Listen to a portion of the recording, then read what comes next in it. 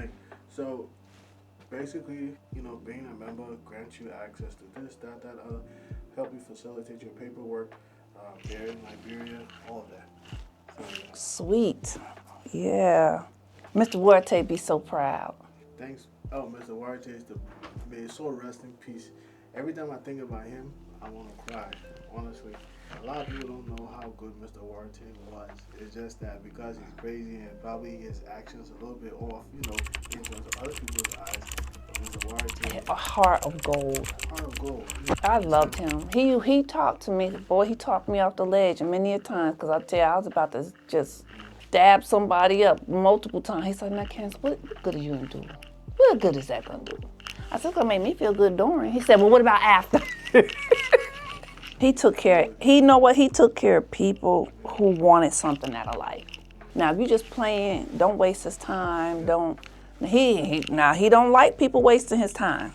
I love him. Oh my God, not loved, I still love him because he taught me a lot. Him and Dr. Pabor. You remember Dr. Pabor? He's supposed to be a king. Not supposed to be, he is a king, was a king in Liberia. Liberia? That's what he said. He's a Liberian? Yeah. Him and Dr. Duarte, I'd be like, y'all, where y'all going? Nowhere. No, y'all, if you two going somewhere together, y'all about to get in trouble. Yeah, Mr. Duarte, when I heard that he was in the hospital, he got back from Liberia. You know something? His son's a doctor here. Which one? He graduated from ECU. I never met that son. He's a doctor. Matter of fact, he's a surgeon. I never met that son. I know the other one that was in Scotia. He had a son in Scotia as well. I know him. I know his daughter. She's in Atlanta. Because is that by his wife that he married here? He married an American girl. And she went back to Liberia with him. Because he has a son that's probably a teenager. Because she had one of his last children. Yes, that's an Ethiopian lady. Okay, because I think that child probably about 18, 19 now. Yeah, Ethiopian lady. That was his second or third marriage, yeah. But Mr. Duarte basically transformed my life in one phone call. Everybody wouldn't do it. I don't want to. So I think it was Prince and Maxwell. I don't know if you know. Maxwell said, "Go talk to my uncle." I said, "What do I tell him? Everybody tell him this." He said, "Just don't." Then he went like, "Oh, you're gonna get in so much trouble." Hey, he talk shit before you do stuff. And then he said, "Hold on, give me a name." Pick up the telephone. My code number is so. Mr. Duarte was deep in the government too. I wouldn't be surprised. Let me cut this thing off. But he's dead anyway. I was surprised he used to work for NSA. Really? Yeah, he was that deep. He would act like he got nothing or something like that. That man was so wealthy. Like I said, he drove that old Volvo. Well, I knew it because he always used to say things like, he was always up. He said, Candice, you're where you are now. He said, but you always keep to yourself. He said, you going to be something. You're going to be great. Yeah. And then when I was pregnant with Jasmine, he always, did you eat? Did you this? Did you that? And I said, yeah, I ate. He said, what did you eat? I'm like, food. He said, He said, come on. We go. I'll be so full. I'll be like, Dr. Walter, I don't want to eat no more. He said, eat. Yeah, he was one of those people, like, he had a lot going on, and he on the surface, you would just think he was just an ordinary teacher. He was not ordinary. No, he was not There was nothing ordinary about that man. Yeah. I told Dr. Duarte, I said, right before after graduation, I was talking with him. Because I went to labor going across the stage. But I said, I worked too hard. I walked across the stage. And so he went outside with me. And I said, you know what? You want to tell me your secrets one day? He said, I don't have no secrets. I said, yes, you do. I said, I don't know what it is, but I'm going to figure it out. He just started laughing. He said, all right. He said, you want to go to the hospital? I said, no. I said, I'm not having my baby in Concord, North Carolina. He said, well, Candice, where are you going to have it? In New York? So he was like, you can't get on the plane. I said, yes, I can. I graduated on that Sunday. I got on the plane on that Monday. They were like, how many months are you? 6 months. I said 5. No, you couldn't be 6 months to get. I said I'm 5 months. And they were like, oh, okay. Boy, we were like 20 minutes out from Albany. And the pain hit. I said, I'm so sorry for lying. Please don't let me go into labor on this plane. It was Braxton Hicks contractions. But I was so small. Like, I only gained 20 pounds. But I was 9 months. So as soon as I got off the plane, that pain said, whoosh. I just dropped. And they were like, you okay? I said, I'm good. Whew, just a quick second. Got back up. Nope. Went on to the house. And then went to the doctor the next day. Because I thought I was doing June, but they gave me the wrong date. And the doctor said, she's due May 24th. I said, of what month? Of what year? I said, no. She's supposed to be doing June. Because everything was centered around that June. But they kept telling me I was having a boy. Yeah. So it was, 17, the 14th.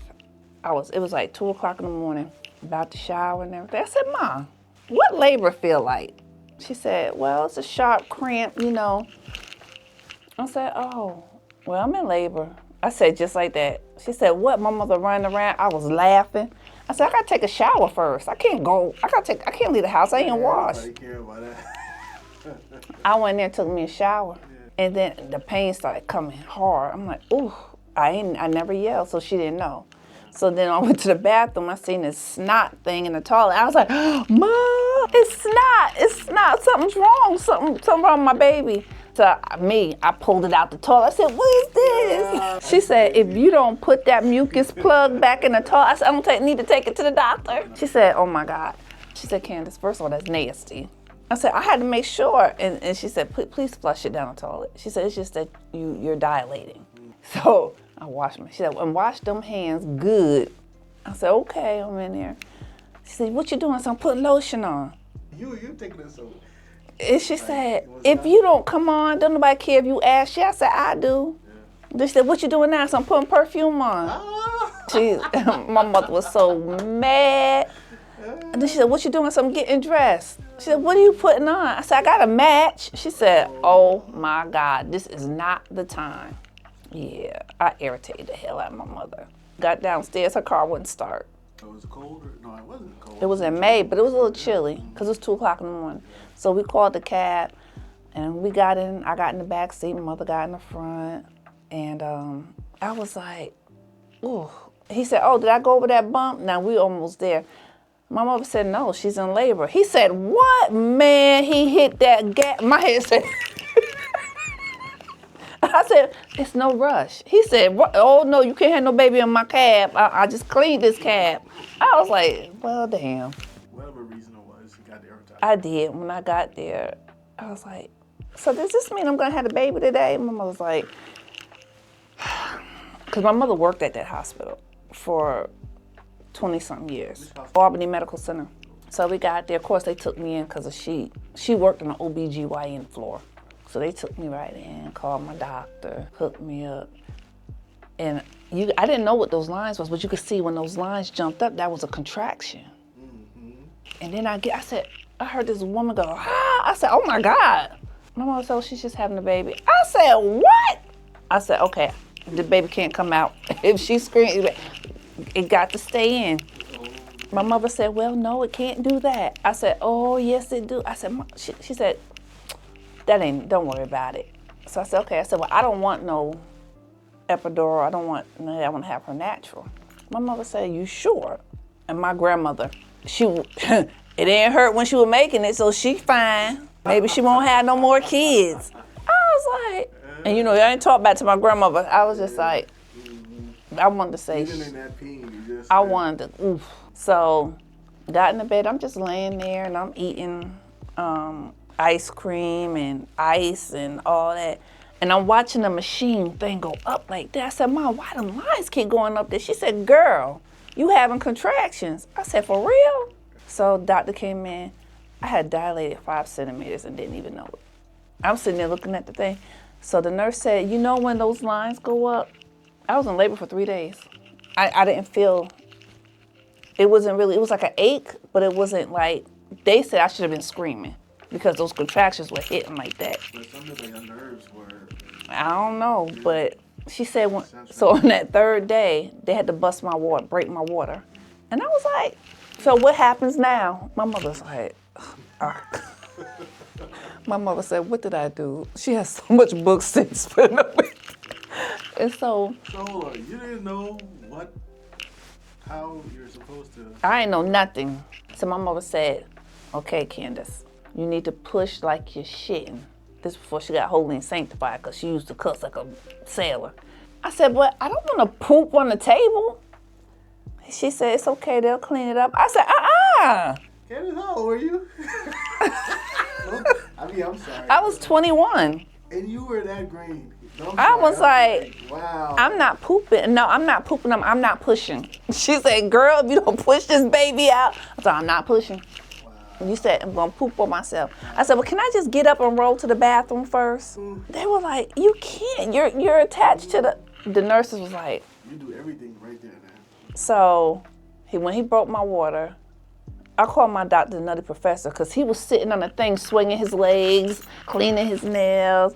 I'm like, aren't you supposed to be over here with me? He said, oh, when we see it coming out, I'll just run and catch it. I said, Mom, he gonna drop my baby. She said, Candice, he's just messing with you. So I said, okay, I said, Mom, I just want these people to get away from me. What I need to do to get this baby out? She said, Candice, you should have been pushing. You see them contractions going up like that?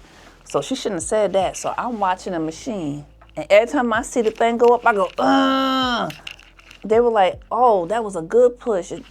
It's going to hurt a little bit, but it's okay. I'm looking at her like, okay. Oh, do you feel that's a big contraction? Push. I said, okay. My mother was looking at me like, I know you lying, because you don't feel that. I'm sitting like this. I'm just watching the machine. That's how Jasmine came out. The only part that hurt is when she got in my canal. And I had to get her shoulders out because Jasmine was big. She was broad. When them shoulders came out, Jesus, I said, can I have pain medicine, please? Please. Yeah, sure about that. Please. My mother said, not too late. And then they cut me. Gave me a episiotomy. I was like, what was that? My mother said, you screamed because the head come out. You were talking about, what is that? Oh, my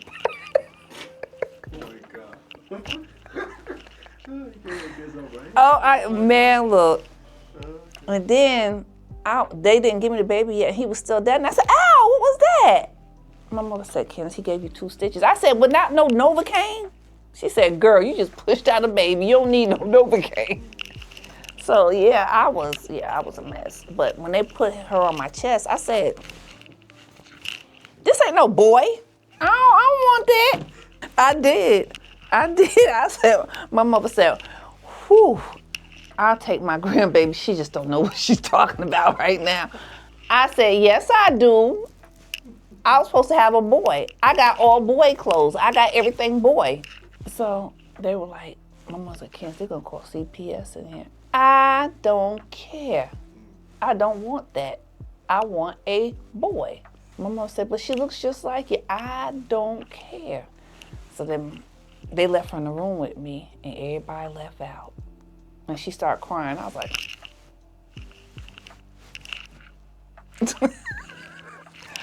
she getting on my nerves. Somebody come feed her. I said, could y'all feed this baby? They were like, she just wants you to hold her. I said, I don't want to hold. Is it a boy? They were like, oh my God. I was stuck on a boy. I didn't have a name for her. I didn't even name Jasmine. My mother did. My mother named my daughter after her best friend. Where they do that at? So. It was like your extended auntie anyway, so. What's her middle name? Hers, Shamel. Jasmine Shamel. So but when she kept crying when no nurse was coming, I said, oh my Jesus. I said, well, she might be hungry. So I kept looking, and the thing was near me. I said, okay, be quiet, okay. And then I picked her up. Then that was a wrap. She been glued to me ever since. I can see. I be trying to get rid of her. She went to Alabama, still called me every day. Every day? Came back, Had me and my mother go down there and furnish her. She's spoiled. She got an apartment. We went down there, a 2-bedroom apartment. We furnished the whole apartment. I'm talking the table, the washer and dryer, the dishes. Got her deep freezer, put food, everything she needed, all type of medicine. Spoiled. TVs on every wall. Just spoiled. She's all right. Yeah, whatever, she's spoiled. You keep her. See how to say, oh, she all right. Crystal, ain't she spoiled? She don't hear me. Okay, what we doing? Well, this is perfect. Ma, give her her school days. I'd be like, don't do that.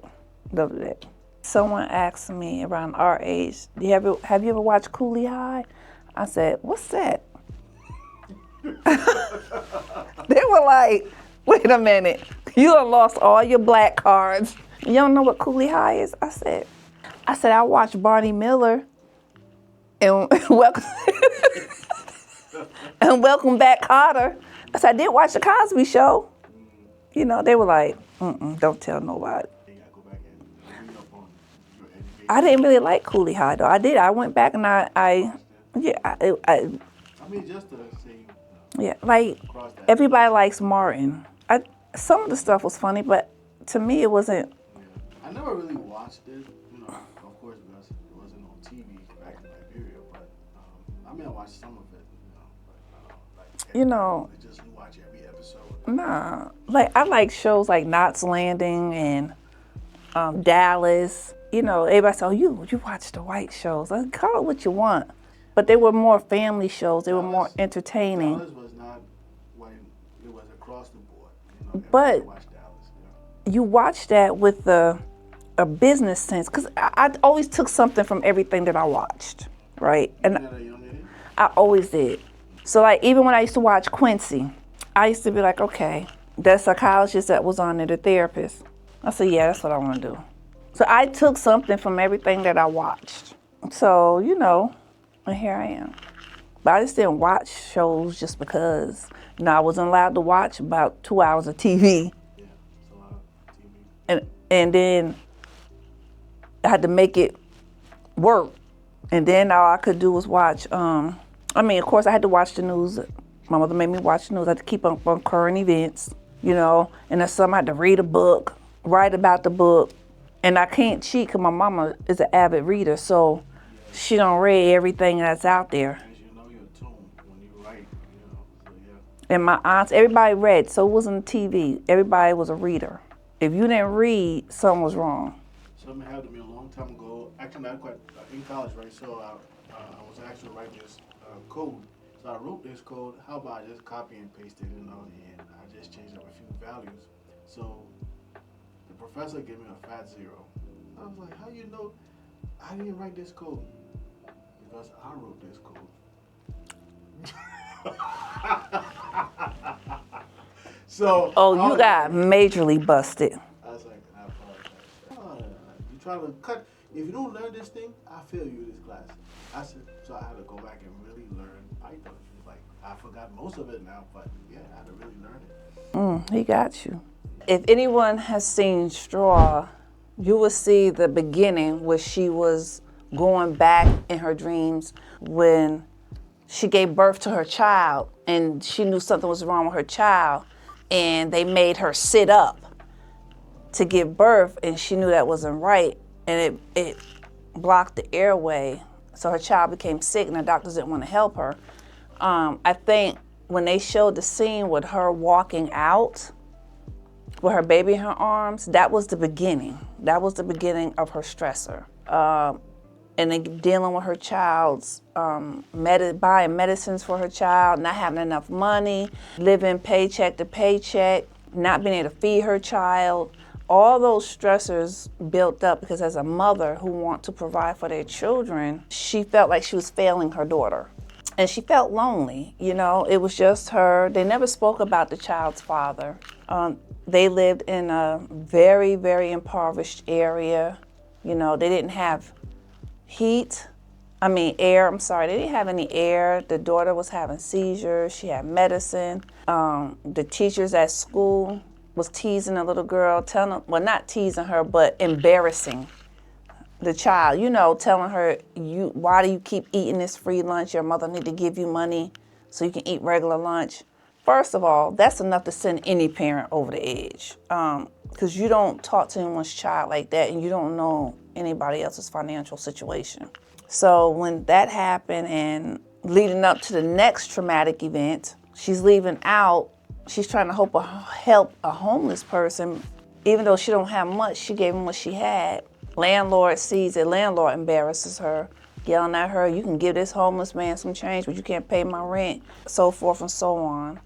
And she promised to bring her rent. And then another traumatic event happened. At work, she tried to get her check. Her boss was disrespectful. And I could see it then. Well, no, let's get before that. When that cop hit her car and threatened her, that was it. I think that was what sent her over the edge. And then when she got to work late, her boss cussing at her, didn't want to hear what she had to say, didn't care about she had to feed her child, didn't want to give her check. And then she had to get the phone call, so she went to the bank to get the money. They gonna tell her, oh yeah, I seen her over at the bank. That's why people need to mind their business, because they don't know what's going on. Her co-worker talking about, yeah, I seen her at the bank like she was, not doing nothing and wasting time, but she was over there trying to get money to feed her child. And when she got to the school, was a setup because CPS was there to take her child.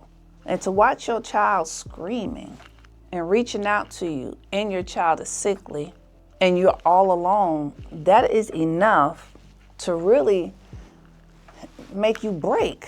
You're doing the best you can with what you have, and it's not enough. That's horrible. She get back to her job. After that, she get back to her job to get her check. He still wouldn't give her check. He fired her, told her, when you get fired, it's in the mail. Well, first of all, you can look at the woman and tell she's about to break because she's looking crazy, right? Let me interject a little bit. What do you want to say about that scene, the same scene where they're in his office and these two guys come in and try to rob the manager, and he opens up the safe and hands them all that money. And in that instant, she retaliates by not, because he wanted her bag, and the robber wanted her bag, and she was like, no, you're not taking this bag. Probably because her daughter's medicine was in there. Correct? Right. Yeah, that was why she wouldn't. Well, at this point, she has disassociated herself with reality, right? So she was still dropping her daughter off at school, pretending, but her daughter wasn't there. So she already has left reality, period.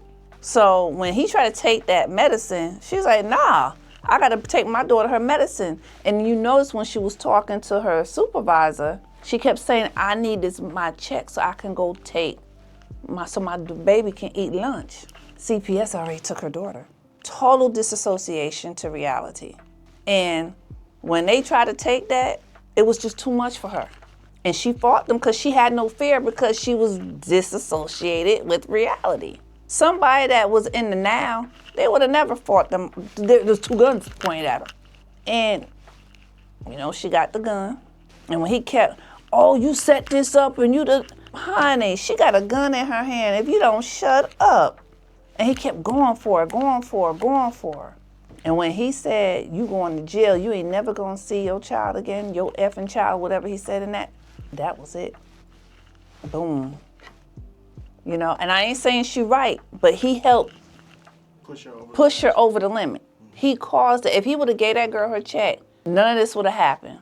She wouldn't have got evicted. That started too when she stood out there and she was screaming. She would have never got evicted. She would have never shot him. And then after she shot him, she get her check. She could have stole all that money. She wasn't a dishonest person. She only want what she worked for. Let's talk about this point where, what if she had given him the bag and the robber was successful, gotten the money, and left. The manager had already started to say it was your doing. You brought this. He still would have accused her.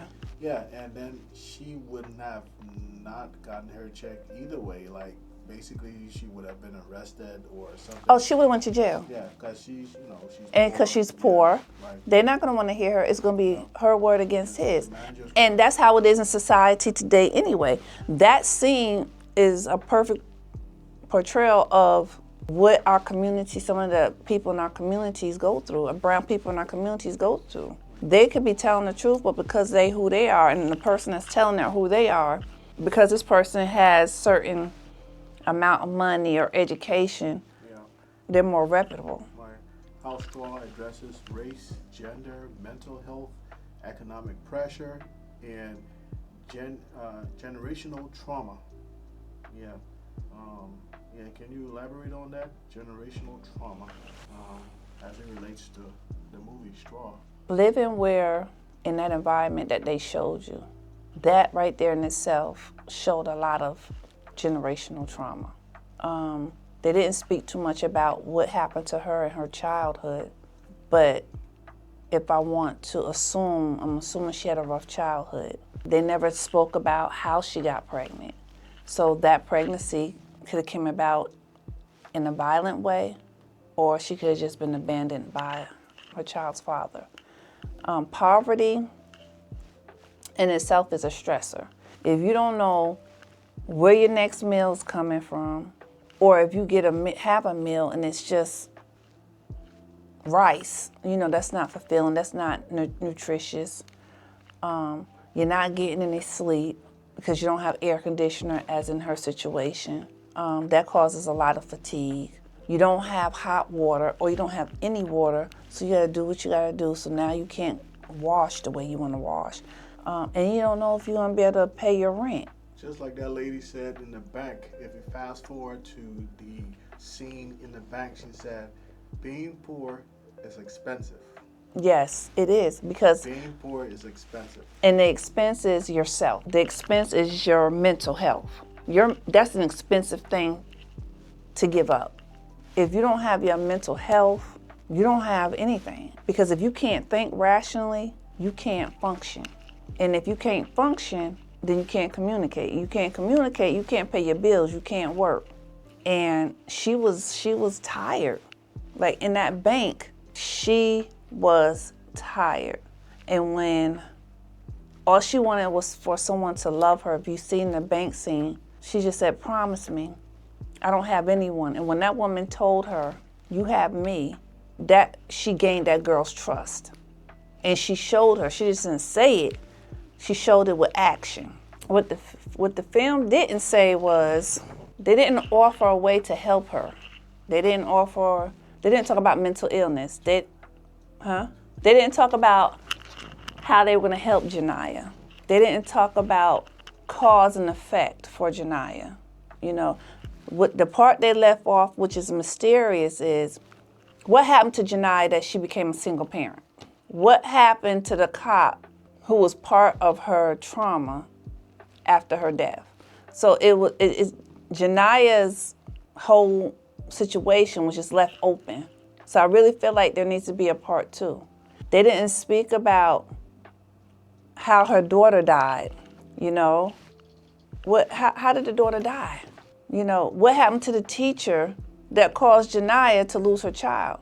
Was that teacher disciplined for how she handled her? Was that teacher disciplined because she was just being mean and evil instead of being sympathetic and empathetic to Janiyah's situation? As an educator, she didn't help the little girl. She embarrassed the little girl. She embarrassed the mother. So there's a whole lot of open-ended things when it comes to what if Janiyah had all that support from her community, from the teachers at school. Why didn't the teachers at school say, you know what, let me get Janiyah some therapy, or let me give Janiyah some resources to help her? They didn't do any of that.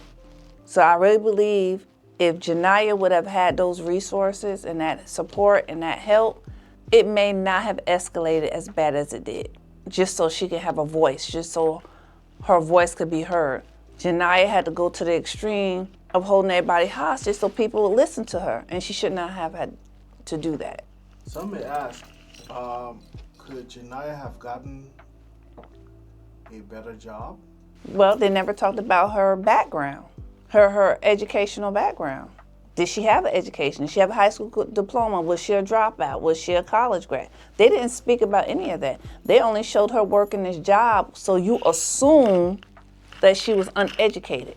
So Janiyah was portrayed as just being low-paid employee that was taking abuse because of her position from her supervisor. The performance, Taraji's performance. Amazing. Well, you took that out of my mouth. I was going to ask you. Amazing. Would you grade her? Because that is what that's what if you go into our community, you go into Department of Social Services, you go into the food banks, sometimes you go into school, what she portrayed, her whole being, her whole appearance, that is what we see. That is reality.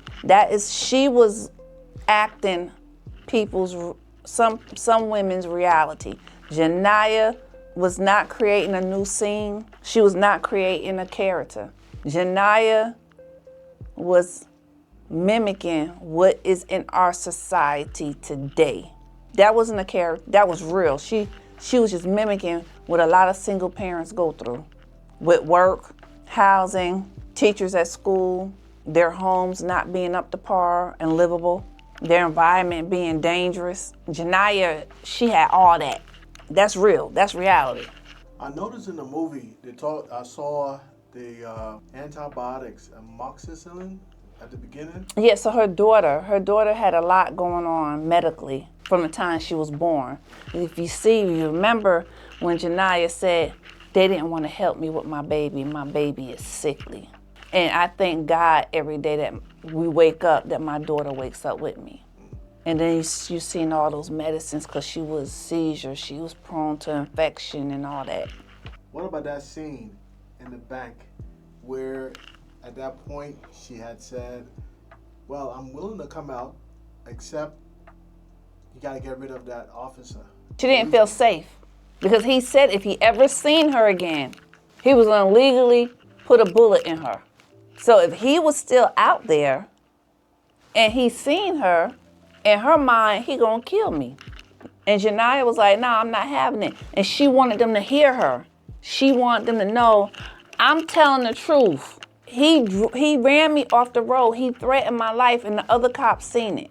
So you see how she de-escalated when the other cop started listening to her and said, I believe you. That's all she wanted. All Janiyah wanted someone to do was to hear her. Her manager didn't hear her. He did, because he didn't want to listen. Her landlord didn't want to listen. She kicked her out. All she wanted was her money. She didn't care about her daughter. And so she ran into these two women that cared about her. The banker, the branch manager, and the cop. Those are the only two people she appears to be that Janiyah ever had to fight for her and be on her side in her life. What about Detective Detective Ramon, that played the lady, Tiana Taylor? Man, look. She was, in the movie, her character was... I'ma tell you. Army negotiator turned police detective. She was the real deal. Was she adequate for that position? Yes! Not for that role, but as the detective, being the negotiator on the scene. She believed her. She listened, right? Mm-hmm. She listened to her as a woman. She listened to Janiyah as someone that was hurting. She weighed all the evidence. She didn't just say, oh, he right because he wearing blue. But even from the jump, she was empathetic towards Janiyah's plight. Yes. Because when she started to piece together Janiyah's life, you could see from her facial expression and her choice of words that she knew exactly what Janiyah was going through. And the other cop, he was just about closing the case. Right. Doing his job. And I think the detective kept it open, off Detective Raymond, because maybe she experienced what Janiyah went through with her mother. So when people experience things in their life, they tend to be more empathetic, sympathetic, and compassionate toward others that they come in contact with that are experiencing the same things that they have in the past. And maybe she not have experienced it directly, maybe a family member experienced it and she was a witness of it. So I think that she played that role. Because there's some cops out there that are like her. They go to bat for people. And when she punched dude in his face, I was like, yes, hit him again. Now, I don't condone violence, but he needed that because he was racist. And that goes to also to show you all cops are not bad cops. So there's so many different messages in this movie. He's showing you about the cops not being supporting other cops bad. It talked about the traumas. Then you had the branch manager from a professional standpoint, how she understood and was empathetic and sympathetic and wanted to help. She was willing to take that girl's child. And she didn't want that woman dead. She didn't want Janiyah dead. And she knew that woman's child was already gone. But to keep Janiyah alive, she played the role. Until her mama, who didn't look like she was a very caring, compassionate woman. Because she didn't even listen to Janiyah. She was just taking the cop's side. She didn't listen to her daughter. Then she hit her with, well, your baby dead. Remember, there was a scene where I think she was asked if she had any support system, especially when it boiled down to her giving up and she was going to jail. And she said, yeah, I know I'm going to jail, but can your daughter go and live with your mom? She said, no, that is not possible. So you see right there, her support system, it was trashed. She had no support system. It was gone. To pivot a little bit, do you think that Janiyah would have lived if Detective Rahman wasn't on the scene? I mean, they did tell us what might have happened if the FBI had stormed the building. They were just doing their job. Well, the FBI didn't want to hear nothing. The FBI was all about take him out, no matter what. They wasn't trying to negotiate with that girl. Not at all. Janiyah lived as long as she did because Detective Raymond was there. If Detective Raymond wasn't there, she would have been dead probably 20, 30 minutes prior to that.